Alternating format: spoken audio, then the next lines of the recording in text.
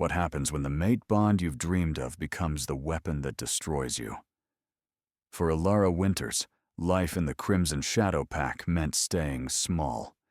An Omega with barely a whisper of wolf to call her own, she'd learned to make herself invisible, serving tables at pack gatherings, keeping her eyes down, speaking only when spoken to. She knew her place. She accepted it. And she'd held on to one fragile hope, that when she turned 21, the moon goddess might grant her a mate who would see her, truly see her, for who she was meant to be. But when Alpha Damien Blackthorn stood before the entire pack on the night of the Harvest Moon ceremony and declared her unworthy, severing their newly formed bond with a single, brutal sentence, everything changed. And what happened next, no one was prepared for, not even the gods. The ceremonial hall glittered with 1,000 candles, their flames dancing across stone walls that had witnessed countless mate bonds sealed under the watchful eye of the moon goddess. Alara stood at the edge of the crowd, her worn dress a stark contrast to the silks and furs worn by the higher-ranking wolves. She didn't belong here, not really. But tradition demanded that all unmated wolves of age attend, regardless of rank. The scent of anticipation hung thick in the air, honey and electricity, mingling with the musk of dominant wolves prowling through the crowd. Alara kept her breathing shallow, trying not to draw attention to herself. Her own scent was barely detectable, a faint whisper of lavender and morning dew that most wolves couldn't even perceive. She was that weak. "Mom, when will they announce the alpha's mate?" someone whispered nearby. Alara didn't need to look to know it was one of the beta females, her voice dripping with hope and ambition. Everyone knew that Damien Blackthorn, newly ascended alpha after his father's death 3 months prior, would choose tonight. He was 25, powerful, and devastatingly handsome, all sharp edges and contained violence, with eyes like molten gold and hair black as a raven's wing. He could have anyone. Alara had never even spoken to him. So when the mate bond snapped into place, sudden and absolute, a golden thread that pierced straight through her chest and wrapped around her heart, she thought she was dying. Her knees buckled. The room spun. And through the chaos of sensation she felt it, his wolf recognizing hers, the call resonating in her bones, the scent of forest and embers and ozone and steel flooding her senses until she couldn't breathe, couldn't think, couldn't be anything except his. Across the hall, Damien's head snapped up, his nostrils flared, and his eyes, those predatory golden eyes, locked onto her with an intensity that made her wolf, that pathetic sliver of spirit she'd barely felt before, surge forward with a joy so fierce it brought tears to her eyes. "Mate," her wolf whispered, the first clear word Alara had ever heard from her. "Ours." Time stopped. The crowd parted as Damien stalked forward, his power rolling off him in waves that made lesser wolves drop their gazes and step back. He moved like a predator, all coiled grace and barely contained strength. The scent of his dominance filled the hall. Rich, overwhelming, undeniable. He stopped 3 feet from her. Alara's hands trembled. She wanted to reach for him, wanted to close the distance, wanted to feel his arms around her and know that finally, she mattered to someone. "No," Damien said. The single word cracked through the hall like a whip. Alara blinked, confusion clouding the golden haze of the bond. "What?" "I, Damien Blackthorn, Alpha of the Crimson Shadow Pack, reject you, Alara Winters, as my mate." His voice was cold, formal, carrying to every corner of the hall. "I reject this bond. I reject this fate. You are not worthy to stand at my side." The bond shattered. If the connection had felt like golden light, The severing was pure darkness. Alara screamed, of a broken sound that echoed off the stone walls. Pain lanced through her chest, her heart, her very soul. It felt like her ribs were cracking, like her wolf was being torn from her body, like every cell in her being was dying all at once. She collapsed, hitting the stone floor hard enough to bruise. Through blurring vision, she saw Damien's face, impassive, unmoved, a wall of ice where their bond had been. "Alpha, please," she gasped, reaching for him even as agony ripped through her. "Remove her," Damien commanded, his voice cutting through her pleas without a hint of mercy.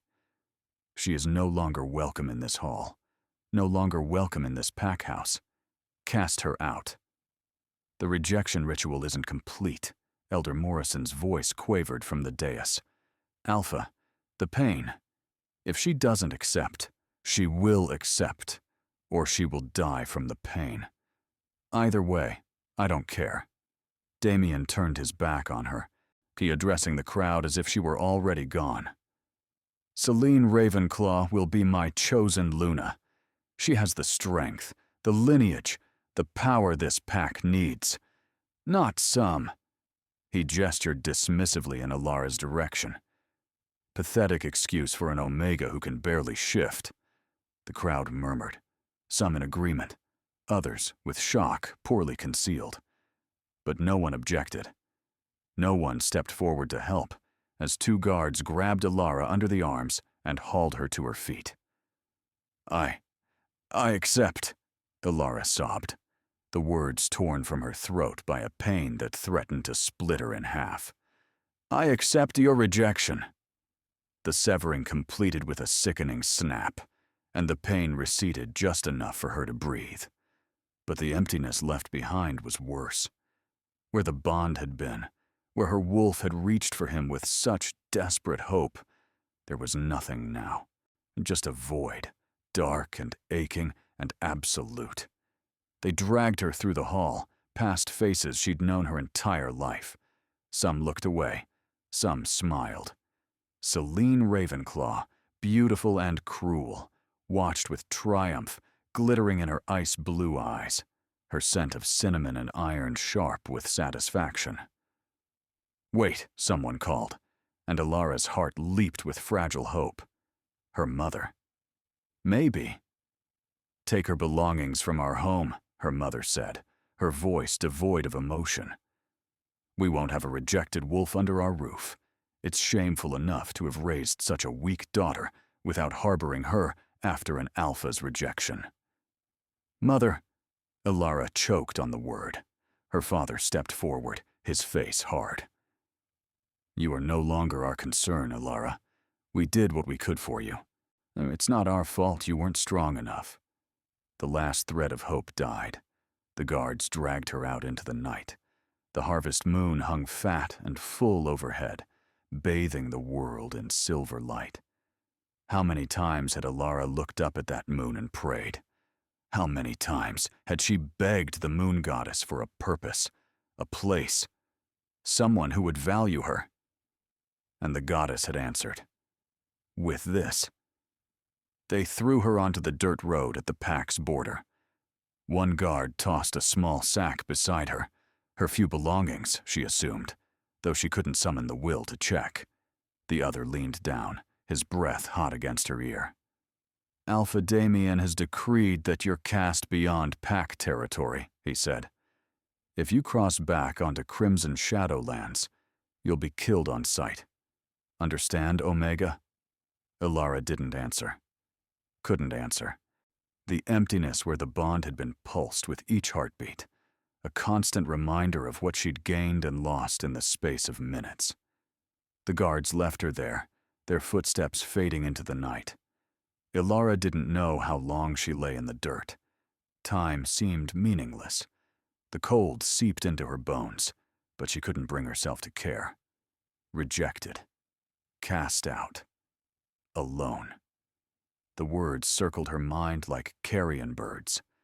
Eventually, survival instinct, that stubborn, primal thing that lived deeper than heartbreak, forced her to move. She pushed herself to her knees, then to her feet, swaying with exhaustion and pain. The world tilted, but she stayed upright. One step, then another. She walked into the wilderness beyond pack lands, into the neutral territory where rogue wolves hunted and humans feared to tread. She had no destination, no plan, just the vague notion that if she kept moving, maybe the pain would lessen. It didn't. The scent of pine and earth filled her nose, so different from the carefully maintained grounds of the pack house. Wild, untamed, dangerous. A wolf howled in the distance, not a pack member, something else, something that made her weak wolf whimper and curl up small inside her. The first drops of rain began to fall, just as true darkness settled over the forest. Within minutes, it became a downpour. Ilara's thin dress soaked through immediately, clinging to her skin, making her shiver. Thunder rumbled overhead, and lightning split the sky. A storm, of course. Why would the universe show her any mercy now? She stumbled through the darkness, tripping over roots and rocks she couldn't see. The rain turned the ground to mud that sucked at her feet. Her teeth chattered so hard she bit her tongue, tasting copper. This is it, she thought with a strange sort of calm. This is how I die. Not dramatically. Not heroically. Just cold and alone in the mud. Rejected and worthless. Exactly as everyone had always believed. Her wolf stirred weakly. Don't give up. Why not? Ilara asked aloud, her voice swallowed by the storm. Give me one reason to keep fighting. Her wolf had no answer. Ilara's foot caught on something, and she went down hard, landing on her hands and knees in freezing water. She tried to stand, but her legs wouldn't cooperate. The cold had seeped too deep. Her muscles wouldn't respond. Through the rain, she glimpsed a shape. A building, maybe, or the ruins of one. A barn listing to one side, half its roof missing. It wasn't much, but it was something. She crawled, undignified, pathetic, but she crawled through the mud and the rain until she reached the dubious shelter. Inside, the smell of rotted wood and old hay filled her nose. Water dripped through the holes in the roof, but one corner remained relatively dry. Ilara collapsed there, curling into a ball, wrapping her arms around herself in a futile attempt to preserve heat. Her body shook violently, beyond her control. Her lips had gone numb, her fingers ached. I'm going to die here, she whispered to the darkness, and no one will even know. No one will care. Her wolf pressed close, offering what little warmth she could. It wasn't enough. Nothing was enough. Ilara's eyes drifted closed. Maybe it was better this way. Quick. Final. An end to the pain that had become her entire existence. Sleep pulled at her, and she didn't fight it. She didn't know that outside the barn, in the storm-darkened forest, eyes watched. Yellow eyes. Dozens of them. Waiting. Consciousness returned slowly, reluctantly. Ilara became aware of warmth first. Blessed, beautiful warmth that seemed to radiate from all sides. Then pressure, like heavy blankets piled on top of her. Then sound. Breathing, steady and deep. Multiple sources creating a rhythm that should have been frightening but instead felt safe. Her eyes fluttered open. Wolves. Massive wolves surrounded her, their bodies pressed close, creating a living cocoon of fur and heat. Their chests rose and fell in synchronized breathing, and in the dim pre-dawn light filtering through the broken barn roof, their eyes gleamed like molten gold. Ilara's breath caught. She should scream, should run. These weren't pack wolves. Their scents were wild, foreign, tinged with something ancient that made her weak wolf sit up and take notice. But they'd saved her life. She could feel it in her warming limbs, in the way her heart beat strong and steady instead of the irregular flutter she remembered before losing consciousness. They'd kept her alive through the night. One wolf stirred, the largest, positioned directly behind her, his body curled around hers like a shield. He lifted his head, and Alara found herself staring into eyes that held too much intelligence, too much awareness to be simply animal. "You're awake," a voice said, and Alara jerked her gaze to the barn entrance. A man stood there, backlit by the rising sun. Tall, broad-shouldered, with silver-touched dark hair and a face marked by old scars.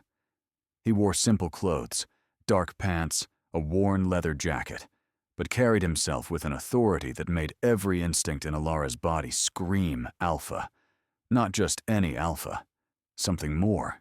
His scent hit her, aged oak and winter snow and pine and storm, so rich and complex it made Damien's power seem like a candle compared to a bonfire. The scent of dominance rolled off him in waves that should have made her submit, should have made her bare her throat and lower her eyes. Instead, her wolf surged forward with a curiosity that shocked her. "Who?" Alara's voice cracked. She swallowed and tried again. "Who are you?" The man smiled, and it transformed his harsh features into something almost gentle. "My name is Kale Stormborn. And these," he gestured to the wolves surrounding her, "are the Shadowborn Guard. We've been searching for you for a very long time, Alara Winters." The wolves shifted, and before her eyes, they changed. Not the violent, painful shifts she'd seen from pack members. This was fluid, graceful, like water flowing uphill. Bones reformed with barely a whisper of sound. Fur receded into skin, and where massive wolves had been, now stood 10 warriors. 5 men, 5 women, all bearing the same strange, ancient power she'd felt from Kyle. They were beautiful and terrifying in equal measure, each one scarred and strong, and watching her with expressions that ranged from curiosity to reverence. "I don't understand," Alara whispered. "You were searching for me? Why? I'm nobody. Just an Omega who couldn't even—" Her voice broke. "No, I'm worthless." "No." Kyle's voice cracked like a whip, and every member of the guard straightened. "You are not worthless. You are not weak. You are not what they told you to be." He moved closer, crouching down to her level. "You are what was prophesied, what was hidden, what was bound." Bound. A woman stepped forward, tall, with midnight black hair and eyes like amber. Her scent carried hints of smoke and honey. "Your parents bound your wolf when you were an infant, Alara. They used old magic, forbidden magic, to suppress your true nature." The words didn't make sense. Couldn't make sense. "Why would they do that?" "Fear," Kyle said softly. "Because 22 years ago, a prophecy was spoken. A warning and a promise both." He began to recite, his voice taking on a rhythmic quality that made the air itself seem to shimmer. "When the harvest moon turns red with blood, when the Alpha's pride becomes his chain, the matriarch will rise from ash and mud, her power born from rejection's pain. She will be silver-touched and storm-blessed. Her howl will shake the very earth. The lost will find in her their rest. The bound will know their true worth. She will come when darkness falls, when the old packs fail and fall, and she will tear down ancient walls, the matriarch, the queen of all." Silence fell when he finished. Alara's heart pounded against her ribs. That's just a story, an old legend." "Is it?" Another guard member spoke, a young man with copper hair and kind eyes. "Then explain why your parents, 2 ordinary beta wolves, suddenly had access to binding magic powerful enough to suppress an alpha-level wolf. Explain why they kept you weak and hidden. Explain why—" "Enough, Finn," Kyle interrupted gently. "She's been through trauma. Let the truth settle slowly." But Alara's mind was racing. Images flashed through her memory. Her mother's face when she'd first tried to shift at 5 years old and couldn't. Her father's insistence that she avoid the pack training sessions. The way they'd seemed almost relieved each year when she remained weak, unremarkable. The rejection, she whispered. Damien rejecting me. Shattered the binding, Kyle confirmed. Mate bonds are powerful magic, Ilara, even more so when they're fated bonds, blessed by the moon goddess herself. When Damien severed that connection, the backlash was strong enough to crack the spell your parents wove. A woman with silver braids laughed, the sound sharp and satisfied. That arrogant pup rejected his true mate and broke a 22-year-old binding in the process. The goddess has a sense of irony. My wolf, Ilara breathed. I felt her. For a moment, when the bond snapped into place, I felt her clearly.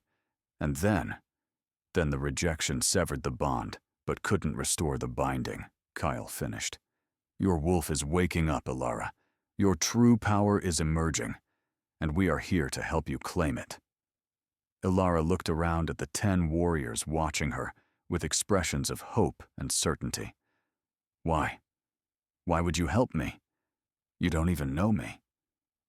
We've known you since before you were born, a tall woman with scars across her face said softly. So the prophecy spoke of you. Our duty has always been to find you, protect you, guide you into your power. We are the Shadowborn Guard. We serve the matriarch. We serve you, Kyle added. The weight of their gazes, their certainty, their faith. It was too much. Ilara shook her head, backing away until her back hit the barn wall. No, you're wrong. I can't be. Pain lanced through her chest, sudden and sharp. She gasped, doubling over. It felt different from the bond severing. This was internal, like something breaking free inside her. Her wolf surged forward, no longer a whisper, but a roar. Finally, her wolf growled, and the voice was nothing like before. Strong, powerful, ancient.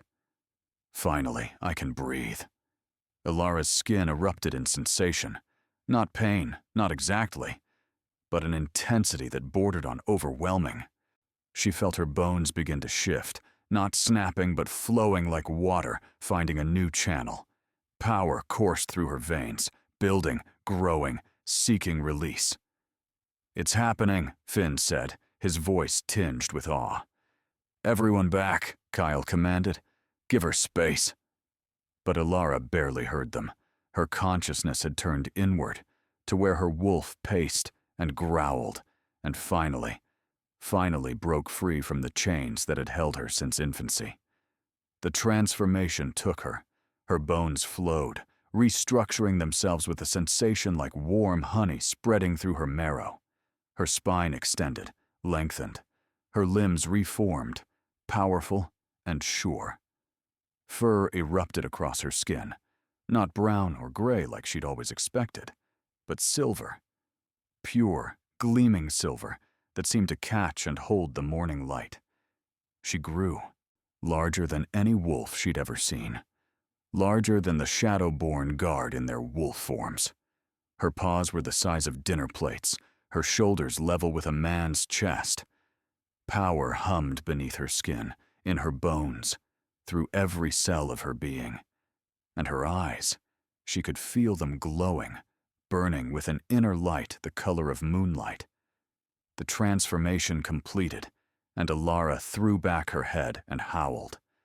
The sound shook the barn, shook the earth, shook the very air until the Shadowborn Guard dropped to their knees, their heads bowed, their necks bared in a show of submission so profound it was instinctive.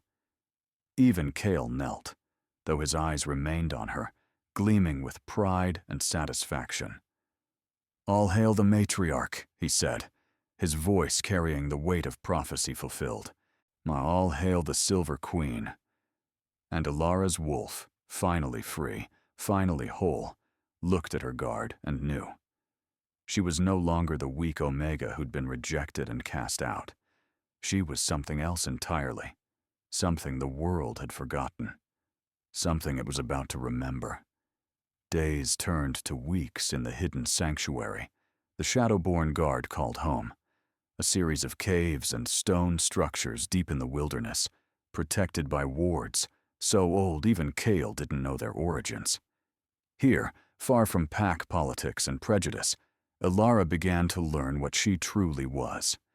The training started gently. Kyle, patient and methodical, taught her to shift at will rather than letting emotion drive the transformation. The first few times, when she'd gotten stuck halfway, a nightmarish state of human limbs and wolf features that would have been comical if it weren't so frustrating. "Breathe," Kyle instructed, his aged oak scent calm and grounding. "Don't force it. Your wolf isn't separate from you, Ilara. She's you. You're her. Flow with it, not against it." On the fifth attempt, something clicked. She felt the shift like breathing, natural, effortless. One moment human, the next wolf, then back again, as easy as blinking. "Yes," Kale said, and the pride in his voice made warmth bloom in her chest. "Now you're getting it." But shifting was only the beginning. "Close your eyes," instructed Thorn, the young man with copper hair and kind eyes, who'd become something like a brother to her. "Reach out with your senses, not just smell and hearing, deeper. I'd feel the emotions around you." Ilara obeyed, letting her awareness expand. At first, nothing. Then, gradually, she began to feel them. Thorn's patient encouragement, Finn's eager excitement, Kale's steady pride.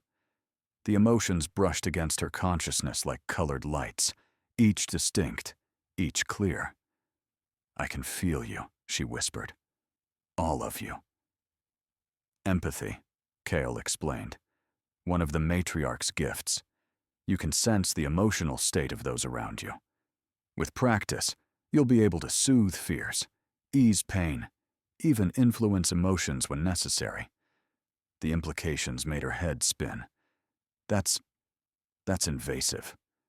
"It can be," Kyle agreed, "which is why we'll teach you control. Power without discipline is just another form of weakness."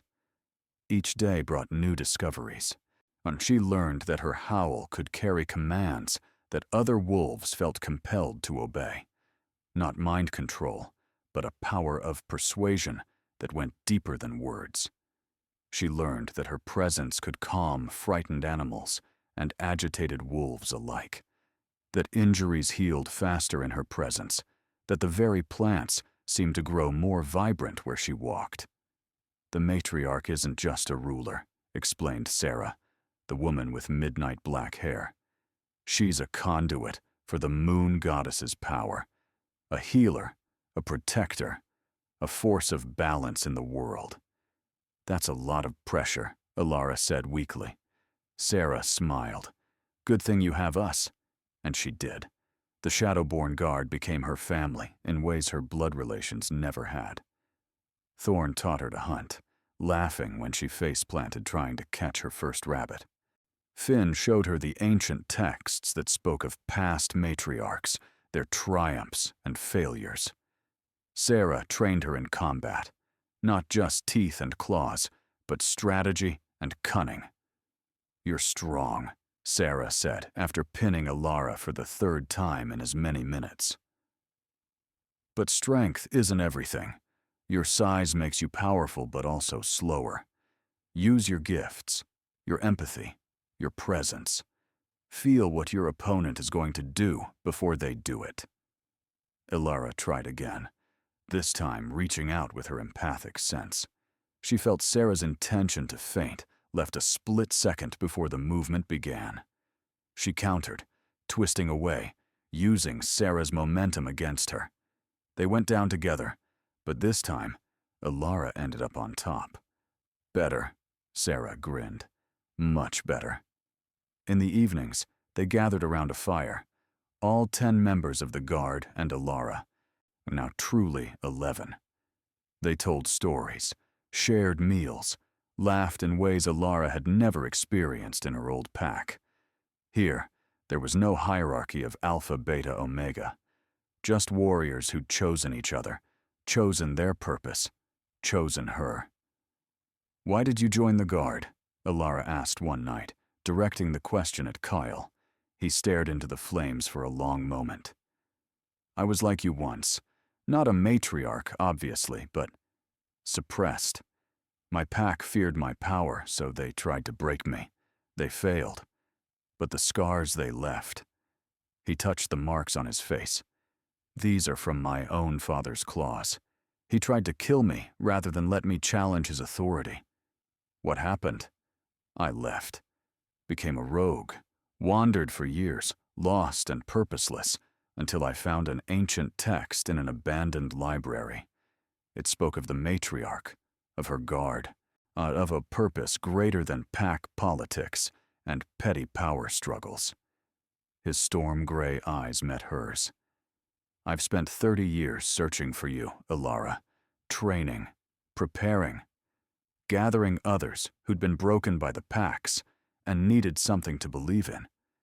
And when we felt the binding break 3 weeks ago, when we sensed your power awakening, we knew you were finally free." "We all have similar stories," Finn added quietly. "All of us were rejected, cast out, deemed unworthy by wolves who feared what they didn't understand. We're a family of broken things," Sarah said, "made whole by purpose and each other." Alara felt tears prick her eyes. "I never thought I'd find this. Find you." "The goddess provides," Kale said softly. "Not always in the way we expect, but always what we need."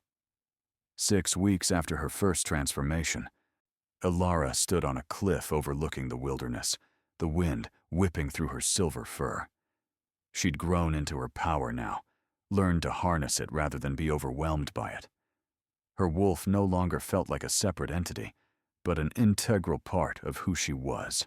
Strong, confident, complete.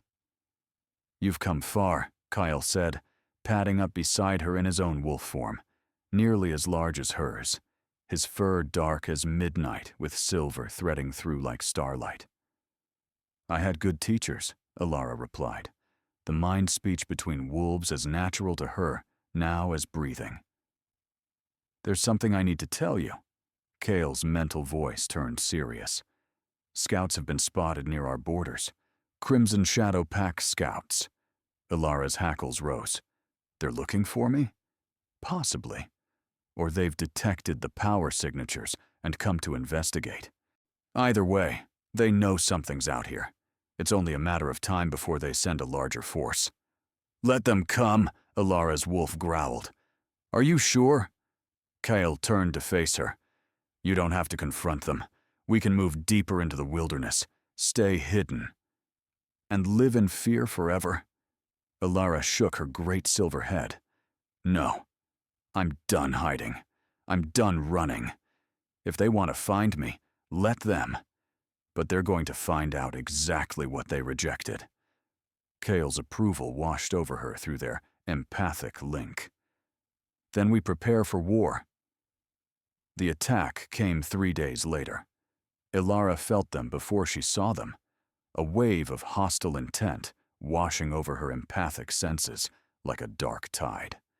She stood at the entrance to the cave system, flanked by her guard, all in human form, as the invading force approached.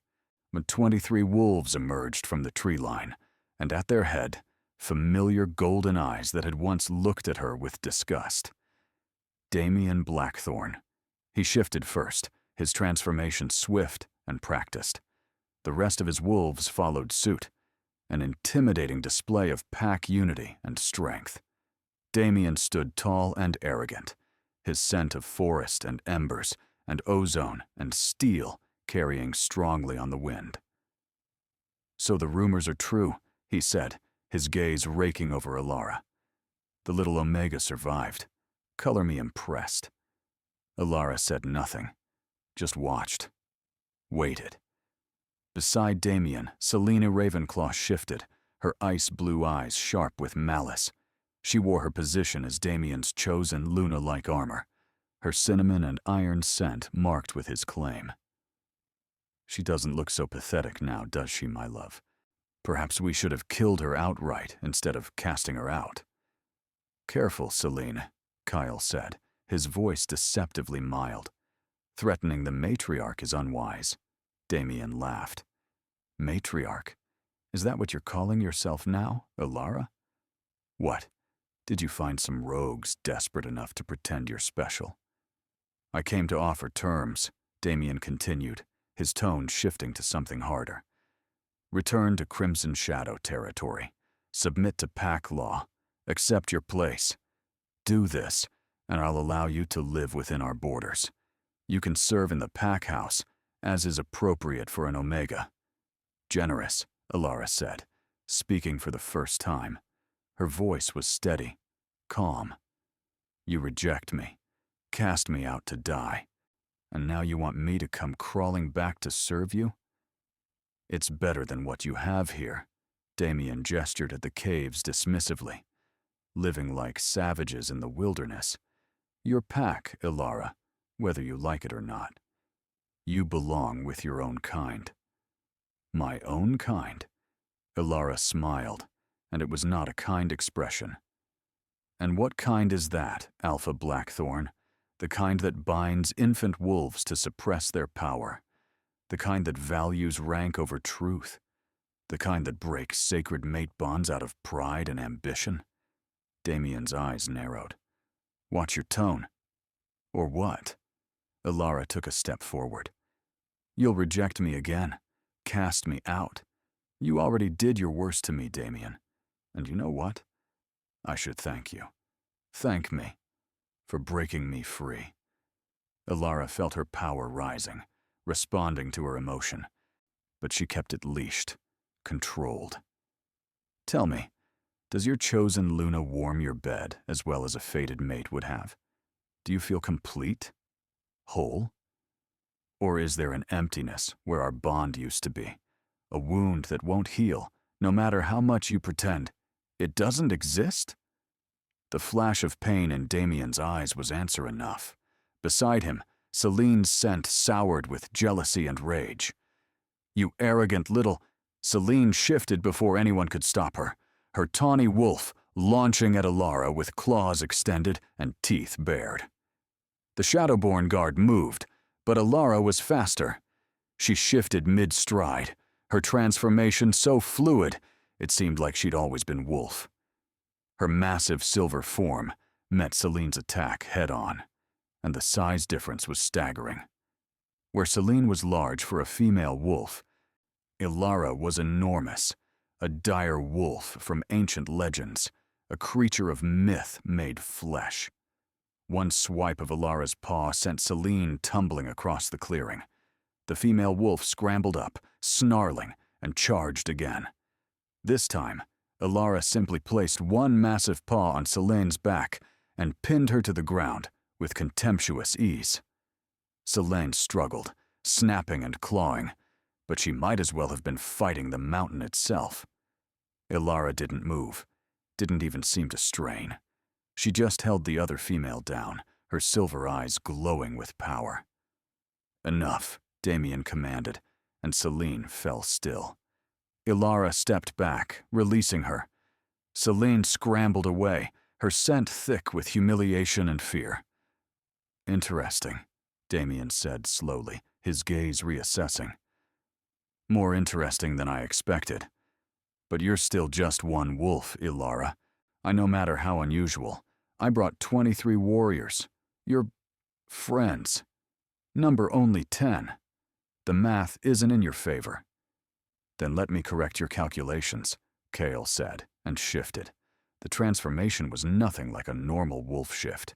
Power erupted from him in visible waves, making the very air shimmer. Where a large alpha wolf should have been, a creature 3 times that size emerged. A dire wolf, with midnight black fur shot through with silver, eyes burning like stars, presence so overwhelming that Damien's entire pack took an involuntary step backward. Then the rest of the Shadowborn guard transformed. One by one, 10 dire wolves appeared, each massive, each ancient, each radiating power that made Damien's alphas look like children playing at dominance. They formed a semicircle around Alara, their combined presence creating a wall of force that pressed against the Crimson Shadow Wolves like a physical weight. "Still confident in your math?" Alara asked, her mind voice carrying clearly to all present. Damien's face had gone pale. His pack, those 23 warriors who'd seemed so intimidating moments ago, were trembling, their ears flat, their tails low. The scent of fear hung thick in the air. "What are you?" Damien whispered. "I told you." Kale's mental voice rumbled like distant thunder. "She is the matriarch, and we are the Shadowborn Guard. We have existed since before your grandfather's grandfather drew breath. We serve the Moon Goddess's chosen, and we bow to no pack alpha." Several of Damien's wolves whimpered. One younger beta actually dropped to his belly in submission, unable to withstand the pressure of their combined dominance. "This is your chance to leave," Alara said, padding forward until she stood nose to nose with Damien's wolf. He was large for an alpha, but she towered over him, her silver fur gleaming in the afternoon sun. "Go back to your pack, tell them what you found, and stay out of my territory." "Your territory," Damien managed to snarl, though his voice shook. "This is neutral land." "Not anymore." Alara's howl cut him off, and this time she didn't hold back. The sound rolled across the wilderness like thunder, like an earthquake, like the voice of the Moon Goddess herself. Every wolf within hearing distance, and that was miles in all directions, felt it resonate in their bones. A claim, a declaration, a fundamental shift in the balance of power. When the echoes faded, Alara spoke again, her voice carrying the weight of command that came from the matriarch's bloodline. "I am Alara Stormborn, Silver Queen of the Wilderness, matriarch of the Moonborn. This land, and all who dwell in it, are under my protection. Any pack that wishes to challenge my claim is welcome to try." She bared her teeth, fangs longer and sharper than any normal wolf's. "I suggest you don't." Damien held her gaze for a moment longer, and she felt his emotions clearly through her empathic sense. Shock, fear, regret, and a desperate, aching grief for what he'd thrown away.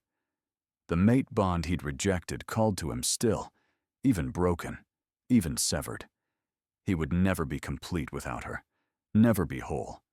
He'd made his choice. Now he would live with it. "This isn't over," Damien said, but the words lacked conviction. "Yes," Alara replied quietly. "It is." Damien lowered his gaze first. Then, slowly, deliberately, he lowered himself to the ground, belly pressed to earth, throat exposed. Full submission. "Mercy," he whispered. "Matriarch, I ask for mercy." His pack followed suit, 23 wolves prostrating themselves before Alara's power. Only Celine hesitated, her pride warring with her fear. But eventually, even she bowed. Alara could have killed them all, would have been within her rights to exact revenge for her rejection, her suffering, her near death in the wilderness. The old her, the frightened Omega, who'd been taught to be small, would have either shown mercy out of weakness or cruelty out of pain. But she was neither that weak girl nor the vindictive monster she could have become. She was the matriarch, and the matriarch was justice. "Damien Blackthorn," she said formally. "You will return to Crimson Shadow territory and call a pack meeting. You will tell them everything that happened here. You will tell them about the prophecy, the binding, the truth of what I am. Yes, matriarch. You will also tell them this. Any Omega, any Beta, any wolf who feels suppressed or undervalued in your pack is free to leave and seek sanctuary in my territory. I offer protection to all who need it, regardless of rank or origin." Damien's head jerked up. You're trying to steal my pack. I'm offering freedom, Ilara corrected. If they choose to stay with you, that's their decision. But they deserve to know they have options. She turned her attention to Selene, who still crouched in submission, her ice-blue eyes burning with hatred despite her lowered posture. As for you, I'm Selene Ravenclaw. You attacked me unprovoked. In any pack, that would mean death or exile. Selene's scent spiked with fear. But I am not like the alphas you know, Ilara continued. I will not kill you. Instead, you will serve 1 year in my territory, learning what true leadership looks like. You will work alongside the lowest-ranked members of my future pack. You will learn humility, compassion, and service.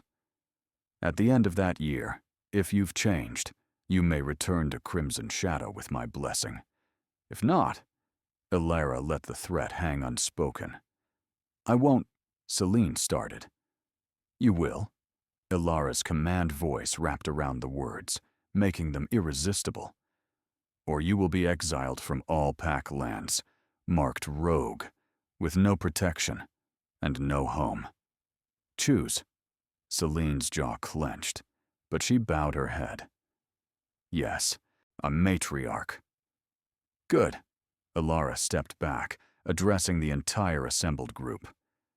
The old ways are ending. The cruel hierarchies that value power over worth, rank over character. These things are finished. A new order is rising, and any who wish to be part of it are welcome in my lands. She looked at Damien one last time. Go. Tell your pack. Tell all the packs. The matriarch has returned. Damien and his wolves retreated, backing away before finally turning and running. All except Selene, who remained behind, her posture radiating resentment, but her will bound by Ilara's command. When they were gone, Ilara shifted back to human form. Her legs trembled. The confrontation had taken more out of her than she'd let show. But she stayed upright, refusing to show weakness now. Kyle shifted beside her, and she felt his approval wash over her. Well done, my queen. Did I do the right thing? Ilara asked quietly, letting them go. You showed mercy tempered with justice, Sarah said, also returning to human form. You gave Damien a chance to make amends, and Selene a path to redemption. That's more than either of them deserve, which makes it exactly what a true leader would do. Thorn grinned. Also, you were terrifying. Did you see their faces? Despite everything, Ilara laughed. The sound felt foreign after weeks of intensity, but it was genuine. Her guard joined in, the tension breaking, the moment of danger past. Come, Kale said, placing a gentle hand on her shoulder. You need rest. Tomorrow, we begin building in earnest. A pack, a sanctuary, a new way. Tomorrow, Ilara agreed. But for now, she let herself lean into Kale's solid presence, let her guard surround her with their protective warmth, and felt, perhaps for the first time in her life, truly safe, truly home. The blood moon rose 3 months later, painting the sky the color of prophecy. Ilara stood atop the highest point in her territory, a cliff that overlooked the thriving settlement below. What had been empty caves and wilderness was now home to over 100 wolves, all who'd chosen to leave their old packs and start fresh under her protection. Omegas, betas, even a few alphas who'd grown tired of constant power struggles and cruelty. They'd built homes, established laws, created a community where rank mattered less than character, where strength meant protecting rather than dominating. And tonight, under this blood-red moon, they would formalize what had become truth. Ilara was their queen, and they were her people. The Shadowborn Guard stood in a semicircle behind her, each wearing ceremonial armor that marked their positions as her protectors and advisors. Kyle stood closest, as was proper for her second, and though they'd taken it slowly, her chosen mate, not fated. not dictated by mystical bonds. Chosen. And somehow, that made it stronger. Below, her people gathered, their scents carrying upward on the wind. Anticipation, hope, pride, belonging. So different from the fear and submission that had permeated the Crimson Shadow Pack. "It's time," Kyle said softly, his aged oak scent mingling with her lavender and wildflowers in a way that felt right. Complete. Alara nodded and stepped to the cliff's edge. She didn't need to raise her voice. Her command voice, once she channeled it, would carry to every wolf present. "My people," she said, and felt her words wrap around each individual below. 3 months ago, I was nothing. An Omega, rejected and cast out, left to die alone in the wilderness. I had no power, no purpose, no hope. She paused, letting her gaze sweep across the assembled wolves. But I was wrong. I had power. It was simply bound. I had purpose. I just didn't know it yet. And hope? She smiled. Hope is what brought me here. Hope and the 10 warriors who refused to let prophecy die. Thorn and Finn raised their fists in salute, pride radiating from them. Tonight, under the blood moon, I claim this territory, and all within it as sacred ground. This is a place where the lost find refuge, where the broken are made whole, where rank is earned through service, not birth, where every wolf, Omega, Beta, Psi Alpha, has worth simply because they exist. The crowd erupted in howls of approval, the sound echoing across the wilderness. I am Alara Stormborn, and I am your matriarch.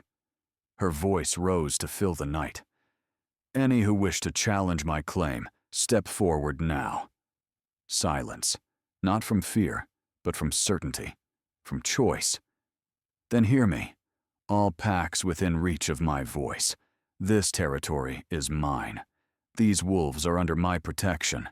Any who come in peace will find welcome. Any who come with violence. She let her power flare, a visible shimmer in the air that made even the blood moon seem to pulse in response. We'll learn why the old texts speak of the matriarch with reverence and terror both. She shifted then, her transformation graceful and swift, her massive silver wolf form gleaming under the crimson moon. And she howled, a sound that carried power, promise, and an unmistakable warning. Below, her pack howled with her, 100 voices joining hers in a chorus that proclaimed the dawn of a new age. The sound rolled across the wilderness, past her borders, into the territories of the old packs. Let them hear, let them know. The matriarch had returned. And so Alara's journey from rejected Omega to Silver Queen came full circle. She learned that sometimes the worst betrayals lead to the greatest transformations. That power suppressed doesn't disappear. It simply waits for the right moment to emerge. That family isn't always blood, and home isn't always the place you were born. She learned that mate bonds can be chosen as well as fated, and that sometimes the rejection that breaks your heart is the mercy that saves your soul. Most importantly, she learned this: you are not defined by how others see you, but by how you choose to rise when they try to tear you down. Did Damien regret his choice? Yes. The emptiness of their severed bond haunted him for the rest of his life, a constant reminder of what he'd thrown away for pride and politics. Did Celine change during her year of service? Partially. She never became kind, but she learned respect, and she never again attacked someone weaker than herself. Did Alara's parents seek forgiveness? They tried. They appeared at her borders 6 months later, confessing their crime before the entire pack, how they'd been approached by a seer who told them their infant daughter would either save or destroy the werewolf world, and how fear had driven them to bind her power, choosing the illusion of safety over truth. Alara heard them out. Then she told them they could earn redemption through service, not to her, but to the Omegas they'd help suppress by perpetuating a system that valued power over worth. It would take years, maybe lifetimes, but the path was there if they chose to walk it. As for Alara herself, she ruled with wisdom beyond her years, guided by her Shadowborn guard and driven by memories of suffering that taught her compassion. Her territory grew, her laws spread, and slowly, pack by pack, the old hierarchies began to crumble. Some said it was the beginning of a golden age. Others whispered that greater challenges awaited. Because on the night of the next blood moon, a message arrived. Dark forces were stirring in the north, ancient evils that remembered when the last matriarch walked the earth and had spent centuries plotting revenge. But that, as they say, is a story for another chapter. What do you think happened to Damien after losing his fated mate? Could Celine truly change, or was she beyond redemption? And what about Alara's parents? Do they deserve forgiveness? More importantly, what would you do in Alara's place? Would you have shown mercy, or would revenge have been too tempting? Drop your thoughts in the comments below. Like this video if you want to see more werewolf romance stories. Share it with someone who loves powerful female leads and fated mate drama. And don't forget to subscribe and hit that notification bell so you never miss the next chapter in Alara's journey. Because trust me, when those dark forces from the north arrive, when the ancient evils come calling, when the matriarch must face her greatest challenge yet, you won't want to miss a single moment. Thank you for listening to Alara's story. Thank you for being part of this journey. We'll see you in the next chapter.